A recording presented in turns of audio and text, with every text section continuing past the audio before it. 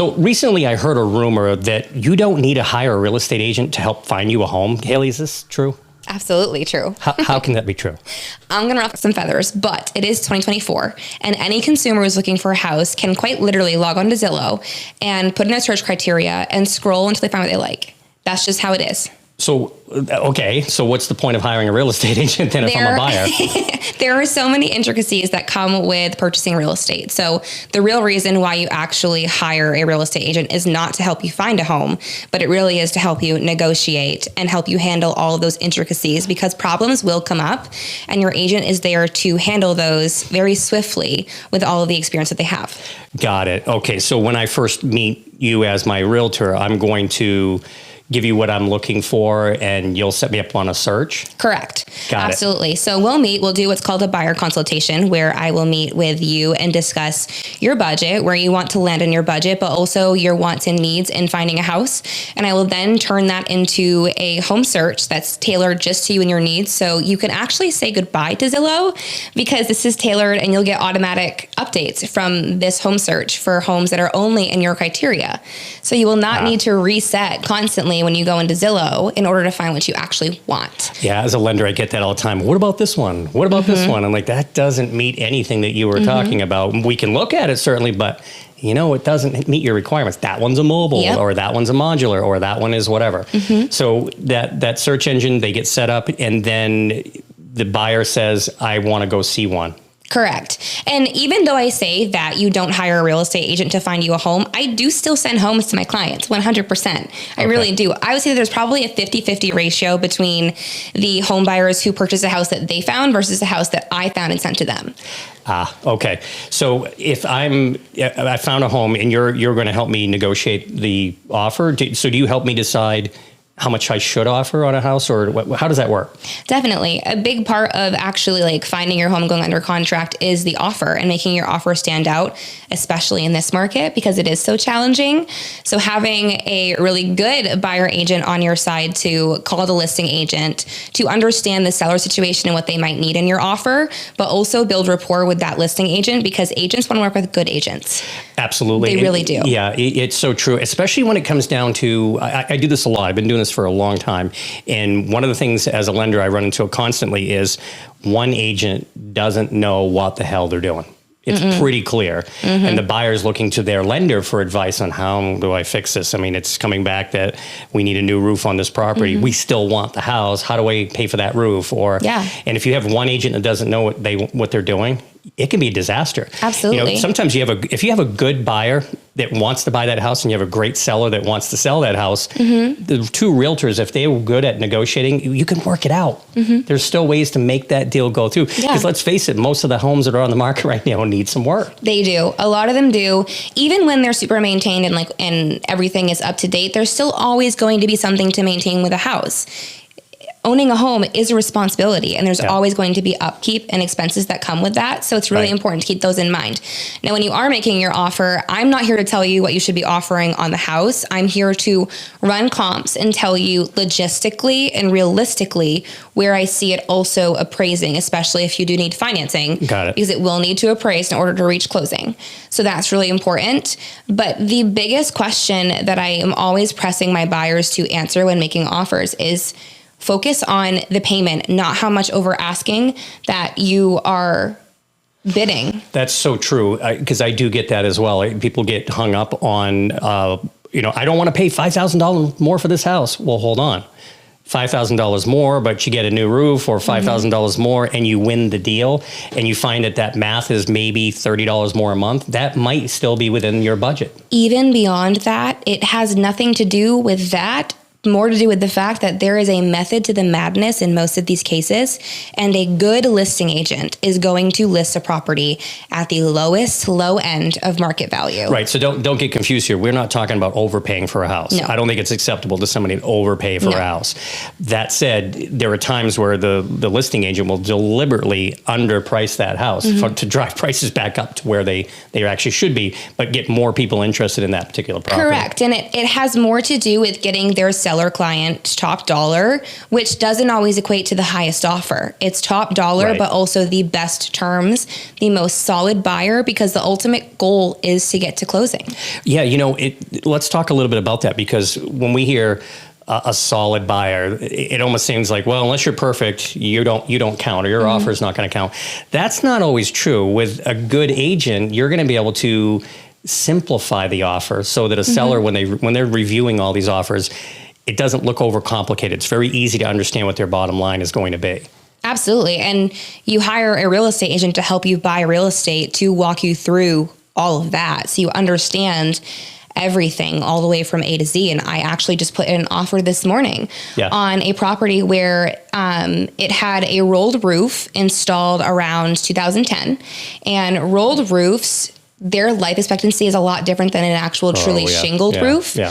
So that was a concern of hers. So a part of making that offer was making it make sense with planning to potentially replace that roof, whether it's another rolled roof or a shingled roof.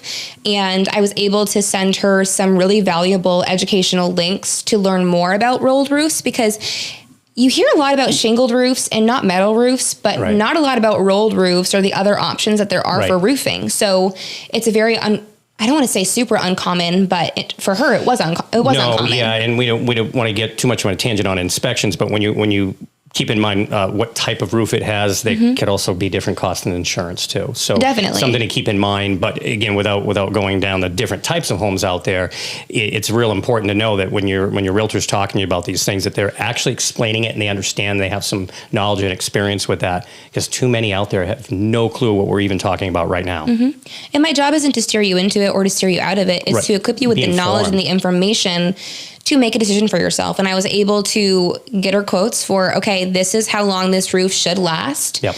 It could last a little bit less, a little bit longer. This is what it would cost to replace it with another rolled roof. This is what it would cost to replace it with a true shingled roof with a longer life expectancy. So she had all of those answers going into it, which I know was super helpful, but having a good real estate agent to clear that up for you either before or while you're writing your offer will also make you feel more comfortable in your offer. And will result in you being a more solid buyer, because you know all the questions. Right. And they've been answered. You have to be, as a buyer, prepared for this ahead of time. Too many times where none of this gets explained, you find the right property, or you think you find the right property, and then they give you a call, or I don't want to use you as an example because you're great at what you do, but too many times I'm sitting here in the background watching somebody go, now they're explaining to me the following things, and what's happened is they lose out because they're not timely in their offer.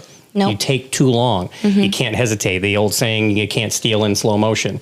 We just joked about that before the show, but you can't steal in slow motion, which means you're going to have competition out there in some areas. The good properties, the ones that are priced right, they're going to attract multiple attention, and you've got to be on your game. You've got to know this, be prepared, be pre-approved, and know all of this ahead of time. If you're not doing that, you're going to lose. And how do you do that? Hire a good real estate agent and a good lender. That's right. It goes without saying that you really have to hire the best, but not knowing what the best is, there's no frame of reference. If you're a first-time buyer in particular, somebody who's answering the phones, that seems great. And that's half the battle as it is when you get your really good ones, they're a little busy. But answering the phones is wonderful. But if the information you're getting on the other side of it is bad, or they don't know how to negotiate, can we talk about that a little bit? Negotiating. Absolutely. Because I love a good negotiation. That's, I'd say, 98% of what's going on right now. Because like you said before, I can find a house that I'm interested in, but I can't seem to be the number one winner all the time. So this market where we're at right now has been the most exciting for me, because we are actually negotiating between buyer and seller, even with competing offers and everything. Whereas you weren't seeing a whole lot of negotiating happening in 2020 through even 2023. It wasn't happening a lot.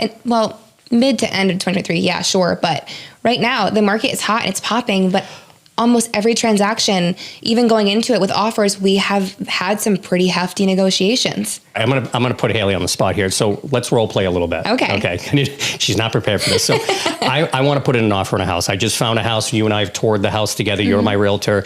And we've had a conversation about what maybe the value is at that point. And I want to go in at maybe $10,000 under asking. Talk to me a little bit about how that might how that might fly? It's going to depend on a couple of things. And the first thing is, how long has the property been on the market? If it's a brand new listing, it's going to be a lot harder to get you under asking. So it's been on the market 4 days. Property. 4 days, it's still a new listing. That would be, my first thing would be to call the agent and ask them, hey, how much interest are you getting? Are you setting an offer deadline? And that will tell me a lot about, they have a deadline, they have offers in hand. If they're already in a multiple offer situation, your odds of getting the property for $10,000 below asking are very, very slim to none. Got it. To put it in a nice way. So if you're looking to negotiate a deal on price, you're going to want to look at properties that have been on the market for a while, because nothing is wrong with them. They were just overpriced to begin with. So they're sitting. That is the perfect opportunity for you to go in and make an offer either at or below asking price. And I actually recently negotiated something for one of my clients where we got in just above asking on their dream home. They're selling their house that they've now outgrown to move into a larger home that is their dream home and their forever home. And we were able to get them in just over asking with $24,000 in seller concessions. So their closing costs are being fully paid, and their rate is being bought down. That's pretty amazing, because that's I don't see a lot of that right now. Now, seller concessions, for anyone who doesn't know what that means, means the seller can contribute towards closing costs. And each program that the buyer is using for financing is going to have a particular limit on how much they can actually get, how much the seller can contribute. It can only cover the real closing costs. We can't add things in to try to get some cash back. It's legitimate, consistent closing costs. Consistent, it's not the right word, but the traditional closing costs that the lender charges. Now, each program is going to be different in how much you can do, and having the ability to negotiate that much is pretty awesome, because as a buyer, the number one thing that happens, you say, all right, I know some of these houses need work, and I'm going to have roughly anywhere from $8,000 to $10,000, maybe even $15,000 in closing costs, which are everything, not your down payment. Now we're talking about just the state transfer tax, title insurance, prepaid interest, tax and insurance, escrows, all that fun stuff. That's all third-party bills. The true cost of getting a mortgage. That's right.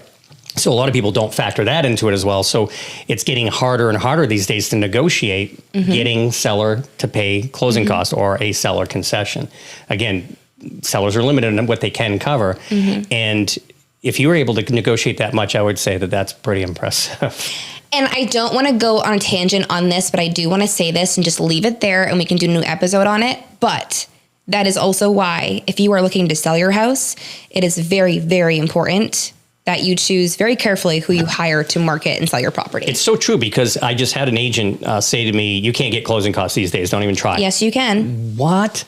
So again, where I was going with that is buyers are purchasing a home and they have closing costs, but they then find out they need to do some repairs to a house. No big deal. They still want it. But where's that money going to come from?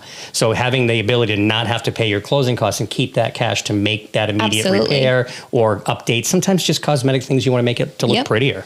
And don't get me wrong, there are a lot of incredible real estate agents, especially in Maine, and I know a lot of them. I really do. And it's really nice and refreshing to work with them. But there are also a lot of agents out there who, like, it's very clear that they just are not doing highest and best for their clients. They're sending ghost offers with no phone call, with no text to follow up, no call to see what the seller needs, what the situation is, nothing at all. That is not in your best interest at all. Right. It's not, because especially if you're tailoring your offer to an offer that works for you, but it's also going to work to the seller's needs. It is a win-win situation. And when you're negotiating for your clients, it's a very fine line in negotiation. And you have to understand that when you're thinking of a negotiation, it's how are we going to create a win-win situation? It's not winning the negotiation. There is no winning in a negotiation. And there are agents who think that. And I just want to beat you. It's not a competition in who can negotiate better. It's literally, how can we create a win-win situation for your client and my client and make their dreams come true. So well said, because I'm back in I'm just a lender. I'm in the background here when I'm watching these negotiations take place. And I get so frustrated because it seems like two people trying to be right. 100%. It's not about being right. I have to get the best for my seller. Well, are you really doing the best for your seller if the buyer now walks away? Yep. Maybe. maybe sometimes if the other side's just being difficult and they want things that are not reasonable, but that is such a brilliant example, because I deal with that every day, and I watch deals fall apart every day because the agents don't know how to negotiate. They don't. And it's also not always the agents, it's also the buyers. It is. And if you are a buyer and you are listening to this, I want you to really think about this. It's so important who you hire as a buyer agent, because they're going to know how to negotiate on your best behalf. And you have to trust them to do that and be very clear on what's important to you and what you are and are not okay with. And that will help them negotiate on your behalf. What you don't want to do is have a mindset of how can I win? Because that is the fastest way to have a deal fall apart. It's the fastest way to lose. Literally. It really is. And I've had quite a few come to Jesus conversations where I'm like, listen, I understand, but this is $5,000. Do you want to make your wife happy and have her dream home, or lose it for $5,000? Or husband. Make yes, husband. that too. I get it. And it's just putting it all into perspective. Like, is winning this negotiation truly worth losing out on the possibilities that property has to offer? Because if you're telling me that it's your dream home and it's all that you ever wanted, $5,000 more over 30 years, especially if you're doing financing, right, it's not that deep. Well, let's be honest right now with ourselves that when you say dream home, a lot of people are not finding their dream home. They're settling for something, which is what creates a lot of that. And we can't go into today with time restrictions on. I hate the word settling. I hate the word settling, and I do not allow it. Yeah. I don't allow it. There's you don't have to settle. No. Even if, here's where I'm going with this. With the teaser alert for our upcoming show, I want to talk about purchase plus improvement products out there without going into the product as much. But there are loan programs out there that allow you to get additional funds for making repairs. Again, that's a whole other show. But what we wanted to say here is that you're not necessarily going to find the dream home, but you could make it into the dream home. 100%. Turn it into a house you want. Not just that, but I think it's really important. And I actually am working with a client now who is seeing this come to fruition, which is absolutely amazing. She bought a house 2.5 years ago with me. I was her buyer agent, and now selling her house and buying her next house. And she was buying at a really tough time. It was 2022. So the market was at really high, really competitive. It was insane. And she had that typical first-time home buyer budget in the price point of $250 to $325. That's a challenging price range to be in. It's a very healthy budget. It is a good budget to find a great quality house, but it is a challenging budget if you do not have the proper real estate agent fighting for you and with you. And I remember telling her, and she even told me this recently, she was like, you literally told me, don't settle on the house, but know that this house is going to be your stepping stone to your dream home. Your first house is not going to be your dream home. That is not realistic for most people unless you come from money, or mom and dad have a hefty down payment to lend to, which is amazing. I don't want to crush anybody's dreams here. That's not what I'm saying. But I remember my first home. It was in Westbrook on Harrisburg Avenue in Westbrook, Maine, and we paid. I'm going to date myself here. It was in the mid '90s. We paid $68,000 for the house. I've talked about this on previous shows that I've done, but that home I sold less than 2 years later. Thought it was my dream home. Never going to move. Sold it in 2 years. Yeah. But I tripled what I made on it, which doesn't sound like a lot of money, but that enabled me to actually build a brand new house after. And again, I thought it was my dream home. We're never going to leave here. This is amazing. And very quickly realized, holy crap, look how much equity has built in that home just from me putting in sweat equity. I didn't put a whole lot of money into that house. Nope. My first house was a $40,000 bank-owned condo. Really? Yes, that my boyfriend and I bought. We renovated it almost completely, like gutted the bathroom and everything. It was nuts. And lived in it for 2 years. It didn't have outdoor storage. It was small, but it was great. It was a really great place to be. And it got us into our next home. Right. It did. Yeah, I mean, you're not going to find a home like that right now in Maine for that price. Well, maybe you can get one from IKEA. With the right agent, the right situation, you might be able to, but you're going to need to put some, that's true. some work into it. But that's the idea behind this. So if you buy a home, here's one of my favorite things to tell people when they call me and say, hey, we were going to buy this home. We're backing out of it because the septic system failed. How many times have you had something like that happen, or the roof failed? And I negotiate a new tank installed. Yes, I've looked at them like, oh, this is great news. I just did that. Why is this great news? When I flip a property, I love it when the inspection comes back and the septic's failed, because you know what? I've had inspections where it passes, and then it fails a year later. Let's talk reality for a hot second. When you're doing your inspection, this is why who you hire as an agent when you're buying a house is so important. And this is why you don't hire me to find you a house. You hire me for literally everything else. When it comes to financing, any traditional USDA, FHA, VA, conventional, any government-backed loan is going to require that there be a functioning septic system if you're on private sewer, a functioning heating system, and all of those things. If any of those things are not working, you cannot close. With the exception of the purchase plus improvement that I keep teasing people with. Correct. But a traditional loan, you can't close anyways. The seller wants to close, the septic has failed. Okay, replace the septic. Right. I hear it all the time. And you can renegotiate We'll have to go terms if you need to. conventional.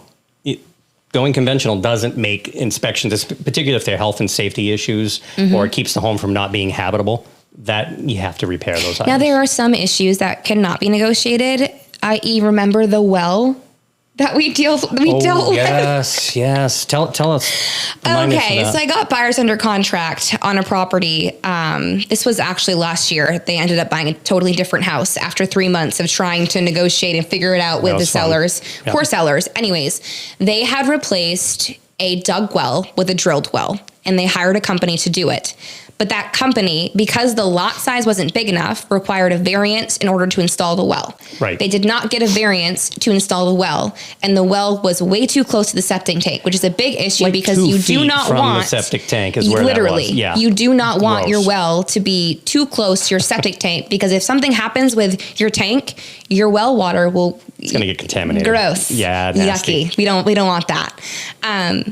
And so we kept extending and trying to negotiate and figuring it out. And we were just at the mercy of the state and everything. And it ended up not working out. Like, some things can't be negotiated. Even the lot on that one was so small that even if you could get a new one approved, it was going to not meet government financing requirements, because we would have to be within a certain number of feet. 100, yeah. Yeah, 100%. It has to be 100 feet, and the state will allow you on an FHA. FHA will allow going down to 75 feet, and the lot was 50 feet. If I remember correctly, it was just not enough room. And I was familiar with this variance issue, and the listing agent was not, which that's not the issue, because it's one of those things that you wouldn't know about it until you came across, like, having to deal with it. Right. And I've had to deal with variance issues about probably 8 times in my career, so I'm very well versed in it, and this definitely enhanced that experience in that specific area. But I knew from the beginning, and I made the listing agent and sellers aware immediately. And it ultimately just came down to my buyers were not going to pay to keep their rate locked just to wait and see what was going to happen. No, we were extending, and it just became, the good news is it did give them the ability to, in the background, start shopping again and keep looking at what might come on the market. Yep. But what happens at that point, the time kills all deals, right? It does. The more time that's going by, the more they're looking at other properties, the more they're falling out of love with that property. And if it hadn't been for that well, it was the perfect property for them. You 100%. Found them the right one. They were very happy with it. Well, it's funny because they actually bought a house that was actually even better, which is crazy. That's also true. Not even 2 weeks later, because they hired the right agent. Who's that? But no, it's just, there is a lot to it. And I think when you're in that situation where you can't negotiate, your agent needs to be protecting. How can I protect my buyer and their earnest money deposit and all of these things, so that they are pretty much unscathed coming out of this situation, so we can go on to the next. And I think it's so important to keep that in mind when you are shopping, is that the right negotiator is going to know when do we continue to keep negotiating and when is it time to just cut our losses and move on to another property. Because again, we do see this happen a lot, where you'll miss the opportunities that are out there too, because you're hanging on to something it's just not there. Nope. The other piece of it is that I like to call myself on the side that I'm working with buyers, but also with sellers. My real job is marketing. That's it. That's all it is. Because when it comes to getting my buyers' offers accepted, I'm marketing you. I'm calling the agent and I'm marketing you as to why they should push for your offer to be accepted. because I'm marketing myself. I'm making them love me and my energy, and know that there's gonna be an agent on the other side who's going to help them bring it to closing. And if there are any issues, we are in it together to resolve it. But also, I'm hyping you up. I'm hyping every part of your offer up. Now, see, on my role, Steve, what do you do? You're a lender. So you just get me alone. I'm like, I think I'm a counselor, a psychiatrist, and I do a lot. You can add that to my list, It's so true, because you would want this to be very mathematical and very logical, and there's so much emotion that goes into making a home purchase. It's incredible. When you work with us, we truly are here for you. I mean, just last week, I had a buyer client who's also...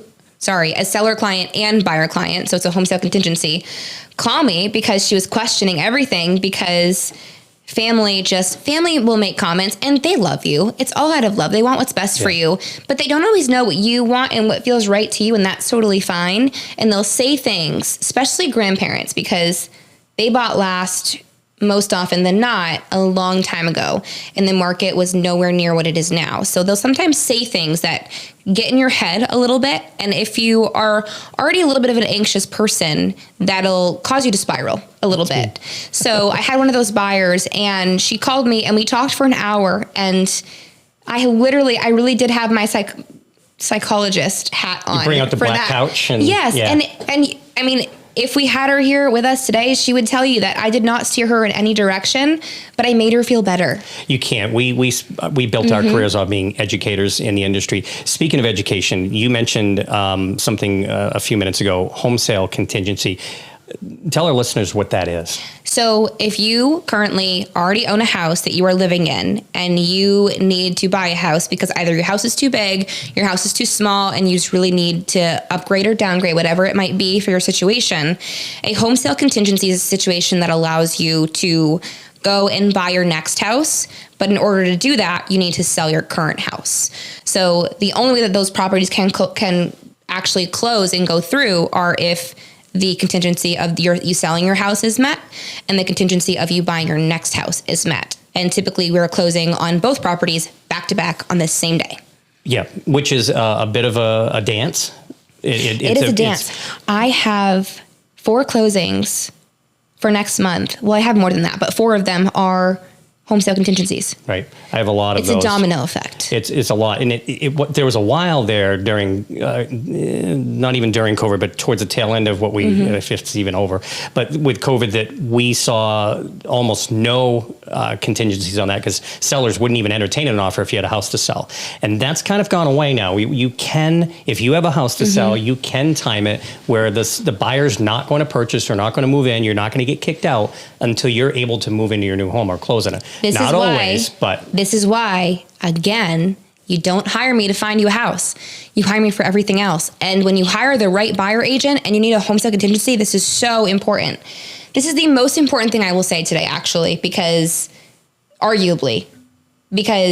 becoming more popular. More people are having to sell their house to then upgrade or downgrade. Right. And when you're doing a home sale contingency, you need your buyer agent to call the listing agent and let them know what they're doing to market your property. Right. That includes hiring a professional to do the photography and the videography, listing at a competitive sale price, making the property shine against the rest. Because gone are the days where exposure. What is exposure? You put a listing into the MLS and it's syndicated to every other realtor site. Right. There's no need for exposure. There's really need to set your property apart from every other listing that's on the MLS. Right. That's what it is. And if you're building that trust and telling them that, hey, I know this is a big ask. I understand that there's a big risk in your seller accepting this home sale contingent offer. However, this is what we are doing. We are ready to hit the market next week. We have photography lined up. We are hiring out for professionals. We are listing competitively. I know it's going to go quick. We're doing everything that we possibly can. And that has worked amazingly for my clients who've needed that home sale contingency. So that is most of the reasons why you don't hire a real estate agent to find your house.